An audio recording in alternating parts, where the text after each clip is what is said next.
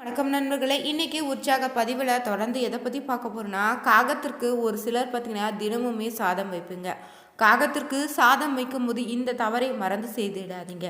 காகத்திற்கு எந்த விதமான சாதம் வைத்தால் எந்த விதமான பலன்கள் நன்மைகள் உண்டாகும்னு தெரியணுமா? இந்த வீடியோவை ஸ்கிப் பண்ணாமல் பாருங்கள். இந்த வீடியோ உங்களுக்கு பயனுள்ள தகவல்கள் நிறைந்ததாக இருக்கும். அதனால் வீடியோவை கடைசி வரைக்குமே பாருங்கள்.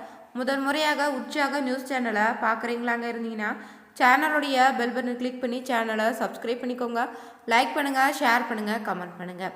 உங்களுக்கு பார்த்தீங்கன்னா ஜோதிட ரீதியான சந்தேகம் இருக்குதா? ஜோதிடத்தில் ஒரு தெளிவான பதிவையும் பரிகாரத்தையும் பெற்றுக்கொள்ள வீடியோவில் டிஸ்கிரிப்ஷனில் கொடுத்துருக்க நம்பருக்கு கால் பண்ணுங்கள். வாங்க வீடியோக்குள்ளே போகலாம். காகத்திற்கு பார்த்தீங்கன்னா தினமுமே காலையில் சாதம் வைக்கும்போது உங்கள் வாழ்வில் இருக்கக்கூடிய தீராதன் கடன் தொல்லைன்னு புத்திர சந்தான பாக்கியம் போன்ற மிக முக்கியமான பலன்களை தடையின்றி நிறைவேற்றுவதில் மிக முக்கிய பங்கு வகிக்குதுங்க. முன்னோர்கள் வழிபாட்டில் இதுவும் முக்கியம்தாங்க. மறைந்த முன்னோர்கள் பார்த்தீங்கன்னா காக்கை வடிவில் தான் வந்து வழிபாட்டில் கலந்து கொள்வதாக பெரியவங்க சொல்லுவாங்க. இதனால் பார்த்தீங்கன்னா பித்திருக்களுடைய ஆசை கிட்டுங்க. மேலும் பார்த்தீங்கன்னா காக்கைகளை அன்று வழிபடுவதால் சனி பகவானுடைய திருப்திப்படுவதாக சனியினால் ஏற்படக்கூடிய பாதிப்புகளும் குறையுங்க. காக்கை வந்து சனி பகவானுடைய வாகனமாகவும் காக்கைகளுக்கு நாம் உணவு அளிப்பது சனிக்கு மகிழ்ச்சியை தருங்க. யம தர்ம ராஜா காக்கை வடிவம் எடுத்துதாங்க மனிதர்கள் வாழுமிடம் சென்று அவர்களுடைய நிலையை அறிவாராங்க.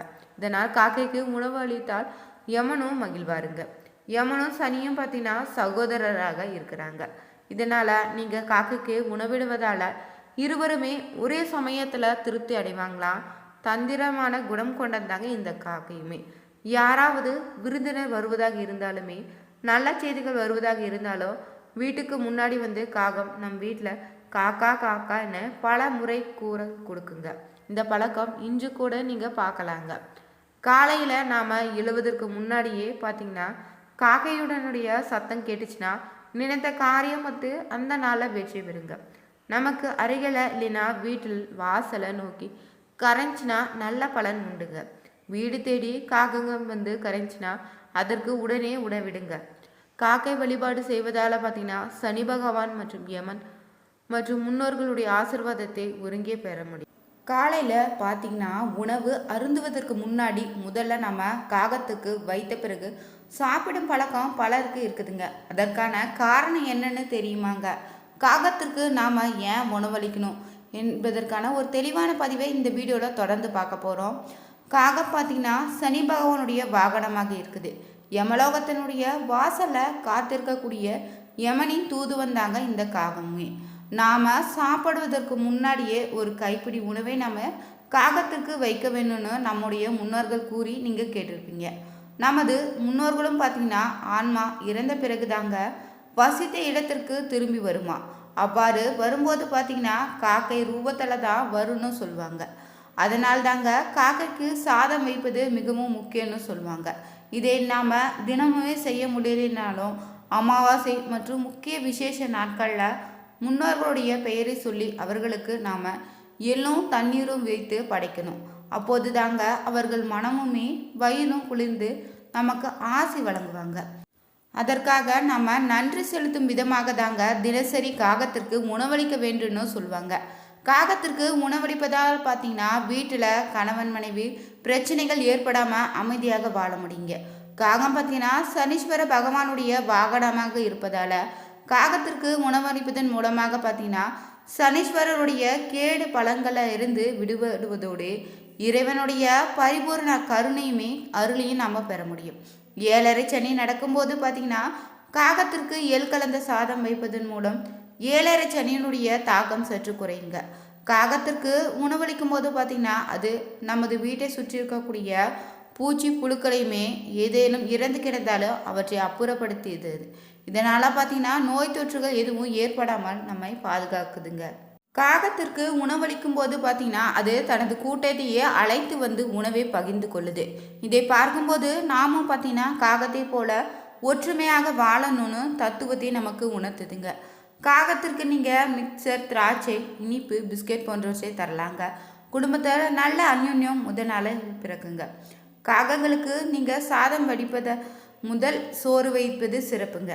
சாப்பிட்டு கொண்டிருக்கும்போது காகம் வந்து கரைஞ்சினா எச்சில் சாதத்தை எடுத்து சென்று வைக்காதீங்க. கையை கழுவிட்டு தாங்க புதிய சாதத்தை நீங்கள் காகத்திற்கு வைப்பது சிறப்புங்க.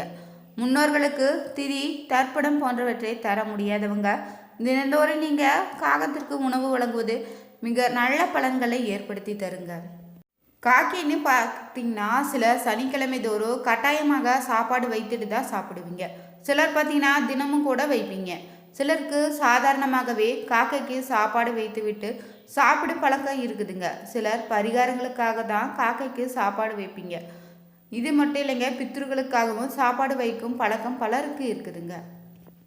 பொதுவாகவே நீங்கள் பார்த்தீங்கன்னா காகத்திற்கு சாதம் வைத்த உடனே நீங்கள் காக்கான்னு அழைச்சாலே கத்தி கூப்பிட்டாலே போதுங்க, தங்களுடைய கூட்டத்தோடு வந்து சாப்பிட ஆரம்பிக்கும்.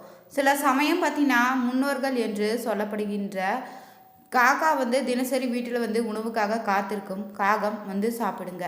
ஆனால் இதுவே சில சமயங்களில் பார்த்திங்கன்னா சாப்பாடு வைத்துட்டு எவ்வளோதான் நம்ம சத்தமாக கத்தி கூப்பிட்டலாமே காகம் வருவாது. அதுவே சில சமயங்களில் வருகின்ற காகம் பார்த்திங்கன்னா வழக்கம் போல் சாப்பாட்டை சாப்பிடாம நிற்கும் அல்லது திரும்பி போயிடுங்க. அப்படி நீங்கள் உங்களுடைய பித்ருக்களுக்கு நினைக்கும் கூடிய காகம் நீங்கள் வைக்கும் உணவை சாப்பிடாமல் இருந்துச்சா அதற்கான என்ன அர்த்தம்னு உங்களுக்கு தெரியுமாங்க? சாதாரணமாகவே பார்த்தீங்கன்னா சாப்பாடு வைக்கும் பழக்கம் இருக்கிறவங்க காக்கா சாப்பிடாமல் போவதை பெரிதாக எடுத்துக்கொள்ள மாட்டாங்க. அதற்கு பிடிக்கலன்னு போலன்னு கடந்து விடுவீங்க. இதுவே பரிகாரத்திற்காக இல்லைன்னா பித்ருக்களுக்காக முன்னோர்களுக்காக நீங்கள் உணவு வைப்பவர்களாக இருந்தீங்கன்னா சாப்பிடாமல் போணுச்சுன்னா ஒரு நிமிடம் அப்படியே மனம் பெரும் குழப்பத்திற்கு போயிடுங்க. இதனால் சாப்பிடாமல் போகுதுன்னு குழப்பம் ஏதிலும் நாம் தவறு செய்துட்டோன்னு பயமும் தொற்றிக்கொள்ளும். அப்படி சொல்லும்போது என்ன பரிகாரம் செய்தால் காக்கம் மீண்டும் சாப்பிடுன்னு உங்களுக்கு தெரியுமாங்க? அந்த பரிகாரத்தை இனி தெரிஞ்சுக்க போகிறோம். பித்ருக்களாக நீங்கள் நினைக்கக்கூடிய காகம் நீங்கள் வைக்கும் உணவை எடுக்காமல் போதுன்னா உங்களுடைய முன்னோர்கள் உங்கள் மீது அதிக கோபத்தில் இருக்கிறாங்க தாங்க அர்த்தம். அதாவது நீங்கள் வழக்கமாக முறையாக உங்களுடைய பித்ருக்களுக்கு திதி கொடுக்குறீங்களான்னு யோசிச்சு பாருங்க. அதனால் கூட உங்கள் மீது கோபமாக இருக்கலாம். அது மட்டும் இல்லைங்க, உங்கள் வீட்டில் இறந்து போன முன்னோர்களான பித்ருக்களுக்கு திதி கொடுப்பது மிகவும் முக்கியம். சிலருக்கு முன்னோர்களுடைய இறந்த திதி தெரியாமல் இருக்கும். அதனால் கூட சிலர் திதி கொடுக்காமல கூட இருப்பீங்க. இறந்த தேதி மறந்து போனால் கூட பரவாயில்லைங்க. புரட்டாசி, தை, ஆடி அமாவாசை ஆகிய இந்த 3 அமாவாசை நாட்களில் நீங்கள் பித்ருக்களை நினைத்து வழிபட்டு அவர்களுக்கு கொடுக்க வேண்டிய திதியை கொடுக்கலாங்க. அப்படி நீங்கள் திதி கொடுத்தால் போதுங்க, கூட காகம் வந்து நீங்கள் வைக்கும் சாதத்தை எடுக்காது.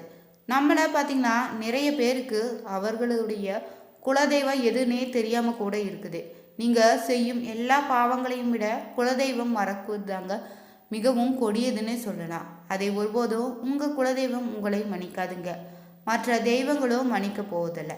அதற்கு முதல்ல நீங்கள் பரிகாரம் செய்யணுங்க. உங்கள் குலதெய்வ கோயிலுக்கு போய் வாங்க. தொடர்ந்து நீங்கள் 11 நாட்களுக்கு நல்லெண்ணெய் தீபம் ஏற்றி இதுவரை உன்னை வந்து பார்க்காம தவறு செய்துட்டுன்னு மன்னித்துட்டு மனதார வேண்டிக்கோங்க. இந்த பரிகாரம் எல்லாம் நீங்கள் செய்தாலே போதுங்க. பித்ருக்களான காகங்கள் சாதம் வைத்து பாருங்க, உடனே வந்து சாப்பிட ஆரம்பிச்சு. காகத்திற்கு நீங்கள் உணவு வைப்பதாக இருந்துச்சுன்னா அசைவ உணவை வைத்திடாதீங்க. இது பார்த்தீங்கன்னா உங்களுக்கு ஒரு மிகப்பெரிய தோஷத்தை ஏற்படுத்திடுங்க. அதுவாக மாமிசத்தை எடுத்து சாப்பிடுவது வேறு. நம் வீட்டில் சமைத்த மாமிசத்தை நம்ம காகத்துக்கு வைக்கக்கூடாதுங்க. இது பார்த்தீங்கன்னா மிகப்பெரிய பாவத்தை ஏற்படுத்திடுங்க. அடுத்ததாக பார்த்தீங்கன்னா சாப்பிட்டு மீதமாக இருக்கக்கூடிய சாப்பாட்டை காக்கைக்கு வைத்திடாதீங்க. எச்சில் பட்ட கையுடன் சாப்பாட்டை காக்கைக்கு வைக்கக்கூடாதுங்க.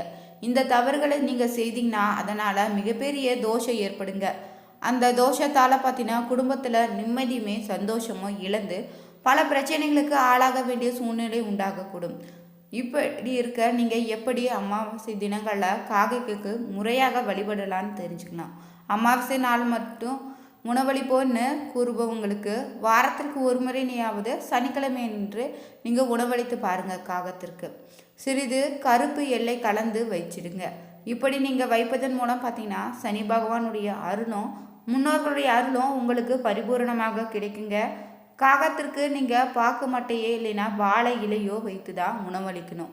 மேலும் பார்த்தீங்கன்னா அருகில் பிளாஸ்டிக் இல்லைன்னா கொட்டாங்குச்சி போன்றவற்றில் தண்ணி நிரப்பி வைத்து மூலம் காகத்திற்கு முழுமையான உணவை தருவதாக சொல்லப்படுதுங்க. இந்த பதிவு உங்களுக்கு பிடிச்சிருந்தா லைக் பண்ணுங்கள், ஷேர் பண்ணுங்கள், கமெண்ட் பண்ணுங்கள். நீங்கள் காகத்திற்கு உணவளிக்கும் பழக்கம் இருந்துச்சுன்னா மறக்காமல் கமெண்ட் பாக்ஸில் பதிவிடுங்க. அனைவருக்கும் நன்றி நண்பர்களே.